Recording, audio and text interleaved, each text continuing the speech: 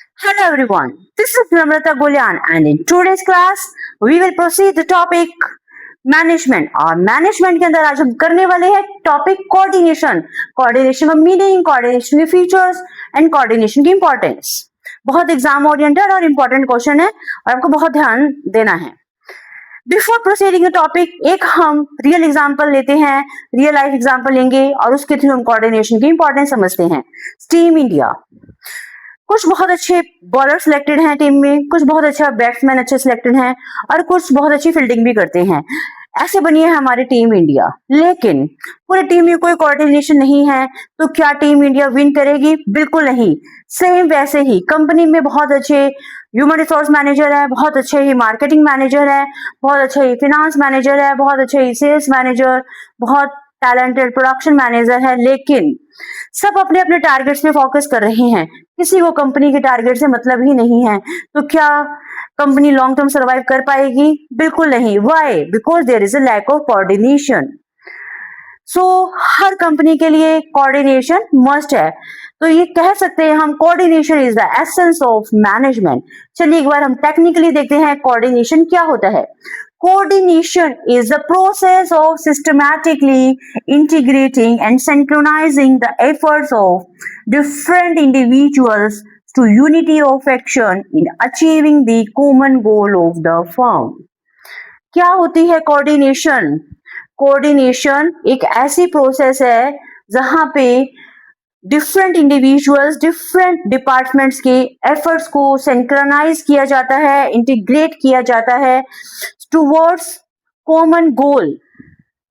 Understood? यही coordination है। मतलब every individual is working for achievement of common goal is defined as a coordination in short. मैंने आपके concept को simplify और इजी अंडरस्टैंड करने के लिए कोऑर्डिनेशन की डेफिनेशन को ब्रेक किया है ताकि आप इसको इजीली समझ सके। कोऑर्डिनेशन क्या होता है? Coordination is an orderly arrangement. Orderly arrangement means systematically integrating and synchronizing integration of group efforts। यहाँ पे group efforts की बात हो रही है। It means different individuals and different departments के जो efforts है उन्हें integrate किया जा रहा है। Unity of actions, सब same action कर रहे हैं for achievement of common objective। unity of action इसका मतलब जो actions है उनको unite किया जा रहा है। all actions are working in a same direction, but for what? for achievement of organizational goal। एक बार दोबारा देखिए कोऑर्डिनेशन क्या है। और orderly arrangement, integration of group efforts, unity of action, achievement of common objective. Any doubt? यहाँ पे unity of action का मतलब है कि everybody is performing for achievement of common गोल। यहाँ पे सेम एक्शन से मतलब यही है। यूनिटी मतलब एक्शंस को यूनाइट किया जा रहा है। एक्शन तो सब अलग अलग ही कर रहे हैं बट पर्पस सबका सेम है। अंडरस्टूड? सपोज आज अपने हाउस मैनेजमेंट में देखते हैं, कोई कोई काम करता है, कोई कोई काम कर रहा है, but why? For management of house. अब हम फीचर्स की बात करते हैं। There are 6 important features. सबसे पहला है integrate group efforts. Group efforts को इंटीग्रेट किया जाता है। Ensure unity of action under coordination, ये एंश्योर किया जाता है there is an unity of action. Continuous process, coordination is a continuous process. ऐसा नहीं है एक स्टेप पे कोऑर्डिनेशन कर लिया और coordination and. Coordination is a continuous process. Coordination is A never ending process. Pervasive function, coordination is required at all levels. ऐसा नहीं है कि मिडिल लेवल में तो बहुत ज्यादा कोऑर्डिनेशन है, टॉप लेवल में कोऑर्डिनेशन नहीं है, या लोअर लेवल में कोऑर्डिनेशन नहीं है। It is required at all level. Responsibility of all managers, किसी ऑर्गेनाइजेशन के अंदर कोऑर्डिनेशन मेंटेन करना it is the responsibility of all manager.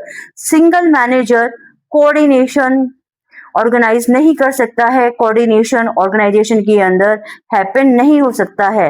It is the responsibility of all managers.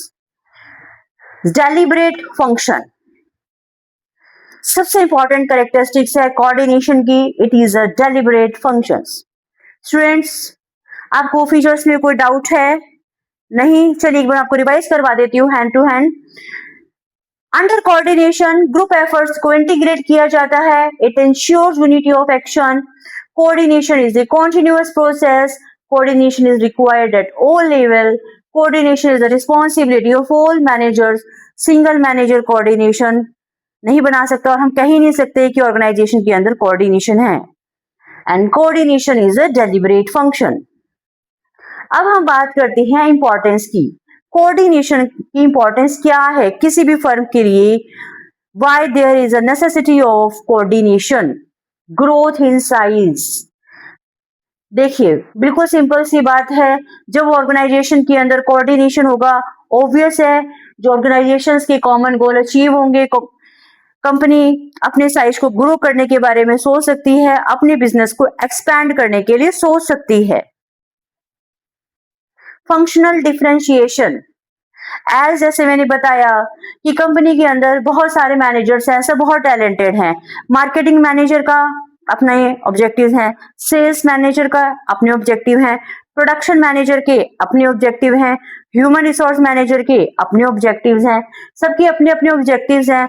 यदि सब मैनेजर्स अपने अपने ऑब्जेक्टिव पे ही फोकस करेंगे तो क्या ऑर्गेनाइजेशन में कोऑर्डिनेशन होगा? नहीं। क्या ऑर्गेनाइजेशन सक्सेस होगी? बिल्कुल नहीं। तो क्या किया जाता है? कोऑर्डिनेशन से सबके एफर्ट्स को ऐसे कोऑर्डिनेट किया जाता है, सबके ऑब्जेक्टिव्स को ऐसे कोऑर्डिनेट किया जाता है कि जिससे ऑर्गेनाइजेशन का कॉमन गोल इजीली अचीव हो जाए। इंडिविजुअल तो होंगे ही होंगे इससे, और कॉमन गोल भी अपने आप अचीव हो जाएगा। स्पेशलाइजेशन, स्पेशलाइजेशन जो पॉइंट है फंक्शनल डिफरेंशिएशन से रिलेटेड ही है। As every manager is specialised in their own field, और सब अपने अपने टैलेंट के अकॉर्डिंग उस डिपार्टमेंट में है, और हर कोई अपने टैलेंट अपने रूल्स के अकॉर्डिंग वर्क कर रहा है। तो क्या ऑर्गेनाइजेशन के अंदर कोऑर्डिनेशन होगा? यस और नो स्टूडेंट्स, रिप्लाई। नहीं। तो आपको पर्सन्स की स्पेशलाइजेशन का फायदा लेना है तो क्या करना होगा? किसी भी कंपनी को उनके एक्शंस को यूनाइट करना होगा। For what? For achievement of common objective, for achieving the common goal of the firm. तभी आपको ह्यूमन रिसोर्स जितनी आपने एम्प्लॉय की है और वो स्पेशलिस्ट है, जितनी टैलेंटेड है, तभी किसी भी फर्म को फायदा मिलेगा। यदि आपने उस स्पेशलाइजेशन का फायदा उठाया है by use the technique of coordination. So बिल्कुल कह सकते हैं coordination is the essence of management. Without coordination कोई बिजनेस, कोई कंपनी, कोई फर्म सरवाइव कर ही नहीं सकती है। So undoubtedly said coordination is the essence of management. So students, importance में हमने 3 पॉइंट्स पे फोकस किया है: growth in size, functional differentiation and specialisation. Students, I hope आपको आज की क्लास बहुत अच्छे से समझ आई होगी and you will surely cooperate me in the future too. Thanks again and bye bye.